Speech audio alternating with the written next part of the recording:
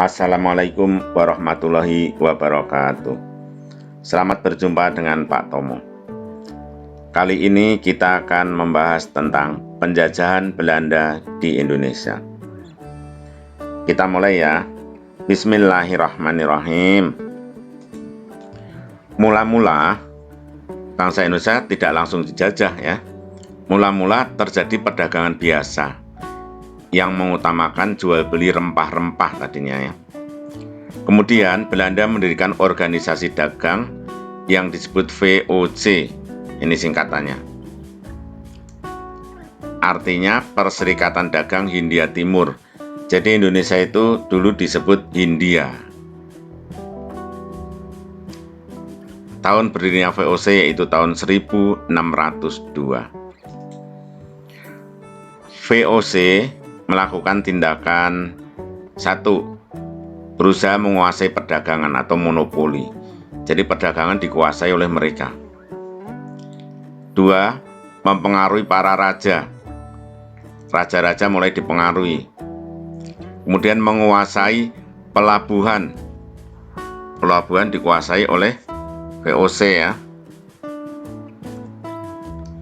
Kemudian mengendalikan pemerintahan kerajaan. Nah, itu mulailah penjajahan di Indonesia ya. Jadi VOC menguasai perdagangan atau monopoli, orang lain tidak bisa berdagang selain VOC ya. Kemudian mempengaruhi para raja, terus menguasai pelabuhan, terus mengendalikan pemerintahan kerajaan. Nah, supaya dapat menguasai semua pemerintahan kerajaan di Indonesia, VOC melakukan politik divide et impera, memecah belah lalu menguasai. Politik itu sering disebut adu domba. Jadi sesama raja dibikin supaya mereka berperang. Nanti kalau udah berperang, salah satu dibantu oleh Belanda, sehingga yang lain kalah, terus yang dibantu tadi harus nurut sama Belanda. Akhirnya semua kerajaan bisa dikuasai oleh Belanda. Pada tahun 1800, VOC dibubarkan dan Indonesia dikuasai oleh Belanda. Tadinya kan VOC itu organisasi perdagangan ya. Setelah dibubarkan, Indonesia dikuasai oleh pemerintah Belanda langsung. Nah, setelah Indonesia dikuasai oleh Belanda, tindakan Belanda antara lain 1, ada gubernur namanya Daendels ya, memerintahkan kerja paksa. Rakyat dipaksa untuk bekerja membuat jalan dari Anyer itu ujung Jawa Barat ya, sampai Panarukan ujung Jawa Timur. Nah, sekarang manfaatnya jadi jalur Pantura namanya. Dari Anyer ujung Jawa Barat sampai Panarukan ujung Jawa Timur. Daendels ini memerintahkan kerja paksa, kerja yang nggak dibayar ya, untuk membangun jalan. Kerja paksa ini disebut rodi ya, kerja paksa pada zaman Belanda. Dalam kerja paksa ini banyak rakyat yang menderita sakit dan meninggal dunia. Kemudian ada tokoh lain, Gubernur Van den Bosch. Nah, Van den Bosch ini memerintahkan tanam paksa.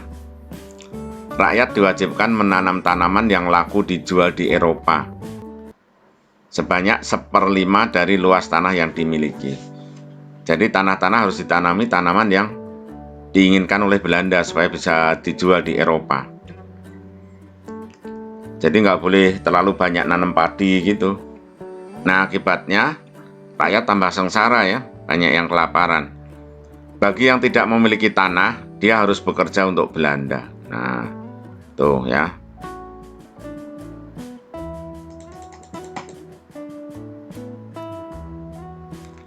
Nah, di antara bangsa Belanda ada juga yang baik.